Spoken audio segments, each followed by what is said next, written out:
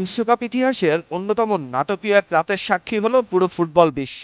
একসময় মনে হচ্ছিল এবারই বুঝি শেষ হয়ে যাচ্ছে লিওনেল মেসির বিশ্বকাপ যাত্রা। মাত্র 11 মিনিট বাকি থাকতে 2-0 গোলে পিছিয়ে ছিল আর্জেন্টিনা। কিন্তু তারপর যা ঘটল সেটা হয়তো বহু বছর ধরে বিশ্বকাপের সেরা প্রত্যাবর্তনের গল্প হয়ে থাকবে। শুরু থেকেই দারুণ ফুটবল খেলেছিল মিশর। প্রথমার্ধে ইয়াসির ইব্রাহিমের গোলে এগিয়ে যায় তারা। এরপর দ্বিতীয়ার্ধে মোস্তফা জিকোর গোলে ব্যবধান বাড়ায় 2-0। অন্যদিকে ম্যাচের শুরুতেই পাওয়া পেনাল্টিও কাজে লাগাতে পারেননি লিওনেল মেসি। পুরো স্টেডিয়াম তখন বিশ্বাস করতে শুরু করেছে চ্যাম্পিয়নদের বিদায় ঘন্টা বেজে গেছে।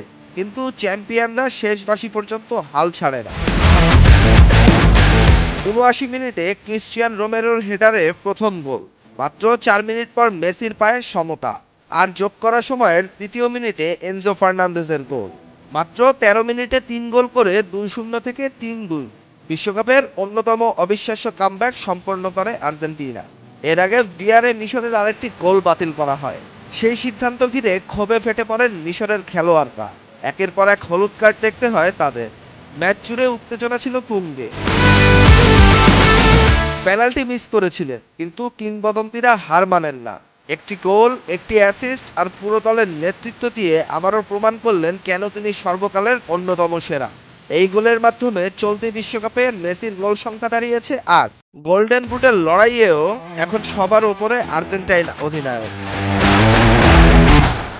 ২-০ থেকে ৩-২ এই ম্যাচ শুধু একটি জয় নয়, এটা ছিল বিশ্বাসের জয়। মিশর লড়েছে দুর্দান্ত, কিন্তু শেষ হাসিটা হেসেছে মেসির আর্জেন্টিনা।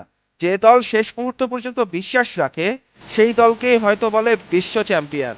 আর বাংলাদেশের কোটি কোটি আর্জেন্টিনা সমর্থকও এখন নতুন করে স্বপ্ন দেখতে শুরু করেছে, হয়তো আরেকবার বিশ্বকাপটা ছুঁয়ে দেখবেন লিওনেল মেসি। হাসিনুল বাকি ফাহিম, ঘরের কাগজ।